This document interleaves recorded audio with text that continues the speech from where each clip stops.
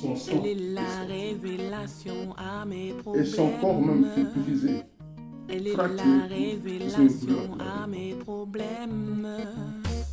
Elle est la Faisons ceci en révélation mémoire à en mes souvenir problèmes. que j'ai reçu à la porte. Elle est la révélation à mes La Pâque, problèmes. la Pâque, on en parle ces derniers temps. Passer outre et substitution des douleurs des hommes par celui qui a créé l'homme. C'est quelque chose de merveilleux. Que Dieu soit élevé, je te loue, éternel des armées, pour la manifestation de ton amour à travers ces symboles, de porter nos douleurs, nos souffrances, de péchés de nos âmes, de souffrances qui sont tous sur la terre. Que Dieu soit loué. Alléluia. Alors je suis dans la joie aujourd'hui de vous partager ces messages, ces pensées que Dieu a mis dans mon cœur concernant cette cérémonie qu'on est en train de vivre, en mémoire, en souvenir de ce que Dieu avait manifesté pour nous montrer son amour. Bien-aimés, ce symbole de la stratégie de Dieu pour supprimer, gommer les souffrances de l'homme, en faisant un remplacement par la souffrance des animaux. Dans l'ancienne alliance et dans la nouvelle alliance, en prenant son premier, son unique, celui qui aime son fils, Jésus-Christ, en faisant de lui un agneau, un animal, cette institution qu'il avait créée, la Pâque, symbole de sa stratégie pour nous montrer qu'il aime supprimer, gommer nos souffrances, mérite que nous puissions vraiment nous en rappeler. Que Dieu soit loué en ce moment.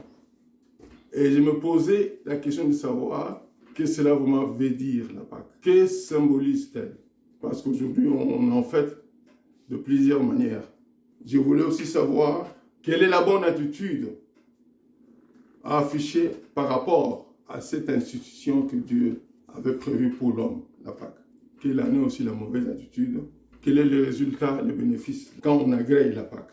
Les conséquences quand on refuse cette Pâque? Le pourquoi, le but de cette Pâque? Alléluia. J'ai retenu pour vous ces passages. Exode chapitre 12, verset 3, 13, 14 et puis 24, qui parle, n'est-ce pas, de la Pâque. Et puis dans Jean chapitre 1, 29, l'agneau de Dieu qui ôte le péché du monde. J'aime beaucoup ce que Ésaïe avait dit, lui qui devait déjà prophétiser sur Jésus-Christ qui est notre Pâque. Dans Ésaïe chapitre 53, verset 6, verset 5 à 6. 1 Corinthiens chapitre 5, verset 7, là où il est dit Christ qui est notre Pâque. Et Jean chapitre 19, verset 14, Jésus qui préparait la Pâque.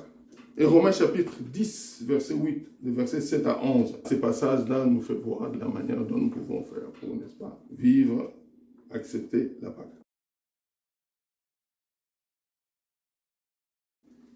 On prendra, n'est-ce pas, un agneau pour chaque famille. La Pâque avait commencé en ce moment-là. Ça a commencé même bien avant. Dieu a vu la souffrance de son peuple qui était en Égypte en ce moment-là. Son peuple était dans une grande souffrance. Et Dieu veut délivrer son peuple de cette souffrance-là. Et sa stratégie, sa méthodologie, il vient et dit à son peuple, il dit, vous allez prendre un agneau. Cet agneau-là, vous allez, n'est-ce pas, le tuer. Et en plus, vous allez prendre les sangs, vous allez les mettre au toit de votre maison. Tous les premiers-nés de l'Égypte, de ceux qui faisaient souffrir le peuple de Dieu, l'ange passait pour les exterminer. Et ceux du peuple de Dieu qui croyaient, qui avaient pris l'agneau, qui avaient sacrifié l'animal, mettaient sur la porte, l'ange passait outre. Et plus tard, pour sauver son peuple, Dieu a permis ce qu'on appelle l'exode, la fuite, la sortie de ces souffrances-là. Ça, c'est dans l'ancienne alliance. Et dans la nouvelle alliance, dans le Nouveau Testament, Dieu permettra, c'est toujours sa stratégie, il va permettre, n'est-ce pas, que son fils devienne comme un animal. Jean-Baptiste avait aussi sa mission de préparer la venue de son petit frère qui était, n'est-ce pas, Jésus-Christ.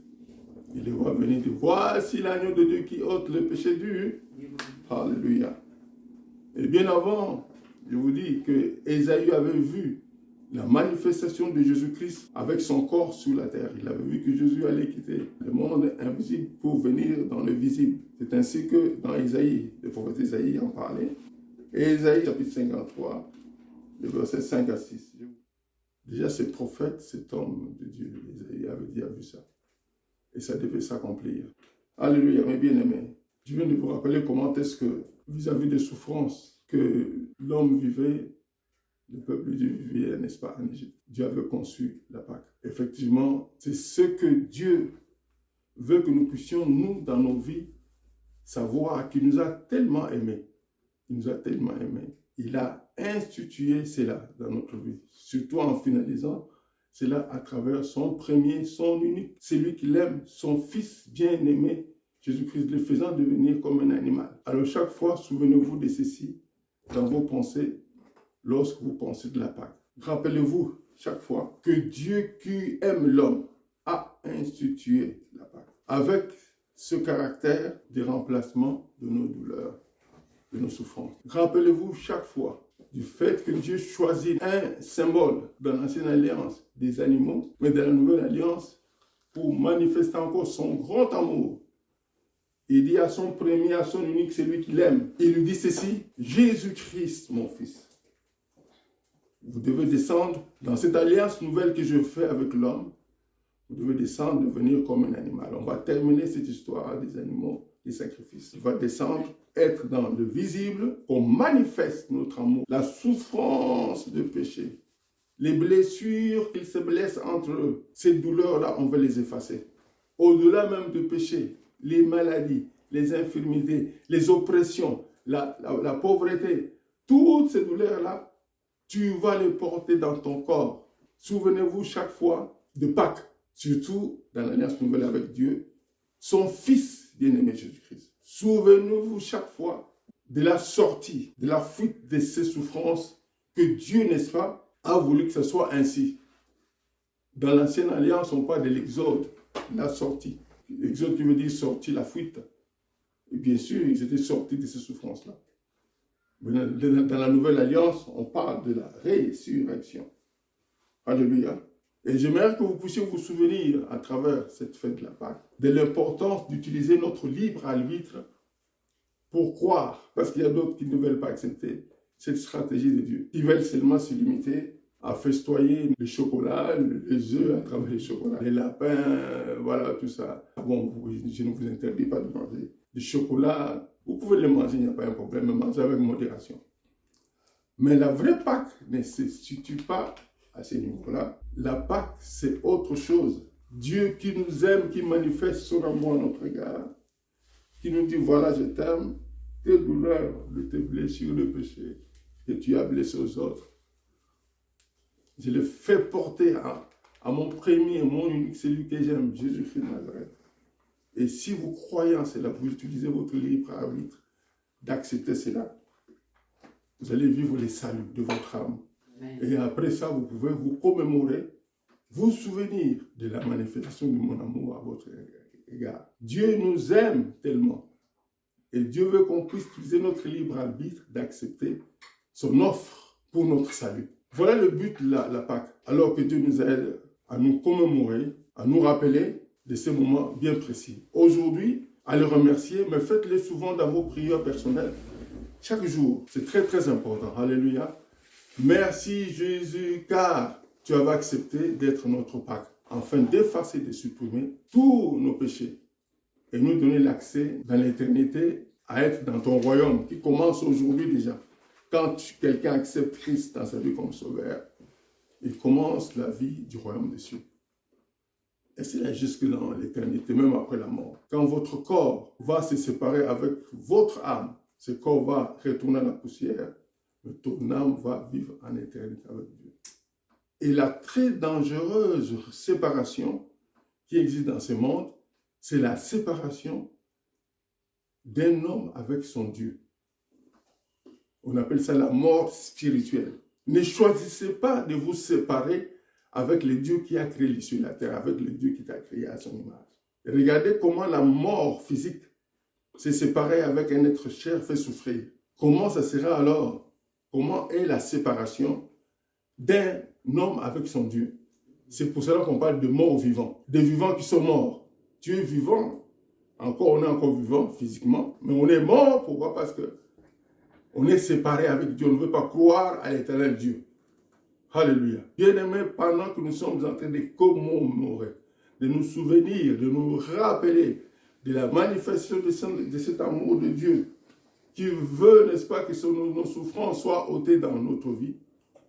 Pensez, si vous n'avez pas encore utilisé votre n'est-ce pas, libre arbitre pour choisir ces dieux-là, faites-le, c'est pour ton bien. Je veux prier pour vous en ce moment et on va terminer. Si vous n'avez pas encore accepté Jésus-Christ comme votre sauveur et Seigneur, Jésus-Christ qui est notre pacte, l'agneau de Dieu qui ôte le péché du monde, c'est une occasion de le faire. Je peux vous aider à travers ces mots et vous allez adresser à Dieu. Répétez ça après moi, comme c'était votre prière que tu parlais à Dieu, qui nous a créés, qui nous voit, qui est omniprésent, qui est omnipotent, qui nous voit. Car il a dit, là où 2 ou 3 sont réunis à cause de son nom, il est là. Alors vous pouvez dire ceci. Éternel Dieu d'Abraham, d'Isaac et de Jacob, au nom de Jésus-Christ, tu peux dire Jésus-Christ, Jésus-Christ, merci car tu avais porté mes douleurs de mes péchés, tu avais porté mes douleurs de mes maladies, de mes infirmités, de mes oppressions. Merci Seigneur Jésus d'avoir accepté de porter toutes ces douleurs, toutes ces souffrances à ma place. Et aujourd'hui, je t'accepte comme mon sauveur, mon seul sauveur et mon seul Seigneur. Tu es digne, Jésus-Christ, que je t'accepte comme mon sauveur, celui qui me sauve, et que tu puisses devenir mon patron, mon Seigneur. Merci Jésus, car tu écoutes la prière. Quand on t'invoque, tu écoutes. Merci d'avoir sauvé ma vie. Et je t'invite d'entrer dans mon cœur et dans mon corps, que tu sois le dirigeant de ma vie. Merci Jésus. Alléluia. Je vais prier pour vous en ce moment. Merci Jésus-Christ de Nazareth pour l'occasion que tu nous as permis de partager ta parole, qui guérit notre âme de blessures qu'on nous a créées dans nos vies, qu'on a créées à d'autres personnes. Merci Jésus-Christ. Mais Seigneur Jésus, tu as dit ceci. Tout ce qu'on va lier sur la terre, au ciel tu le lis.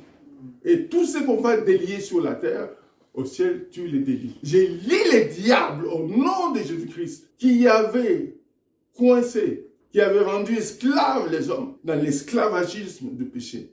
Satan, je te lie au nom de Jésus-Christ de Nazareth. Je délie sur tous ces hommes de ton influence dans la vie de péché. Que la résurrection à la vie de sainteté se manifeste. Et merci Seigneur Jésus-Christ encore une fois, car tu n'as pas seulement porté nos souffrances de péché, mais les souffrances de nos maladies. Et nous venons encore au-devant de toi, avec la foi, car tu as dit, la parole est tout près de notre cœur, elle n'est pas loin. Nous pouvons la confesser et vivre cette parole, la déclarer, la penser et vivre cette parole. Seigneur Jésus, je déclare la guérison pour mes bien-aimés.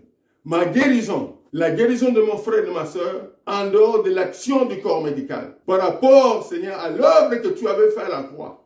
Tu as aussi porté nos maladies, nos infirmités. Nous sommes sur la terre en trépeau de vivre pour glorifier ton nom, proclamer ton nom. Aide le corps médical qui est en train de soigner, de guérir. Aide ceux qui croient en toi à ce moment, qui invoquent ton nom, qui te rappellent que tu avais porté aussi nos maladies, nos infirmités. Merci pour l'accomplissement de ta parole, Jésus-Christ. Merci car non seulement tu as porté nos péchés, mais tu as porté toutes nos souffrances, des oppressions, des maladies, des infirmités. Merci Seigneur. Merci encore une fois pour la Pâque. Notre Père Céleste nous démontre que tu nous aimes tellement qu'il a un amour fou à notre égard. Tout ça manifesté, nos douleurs que Jésus a portées, nos souffrances que Jésus a portées.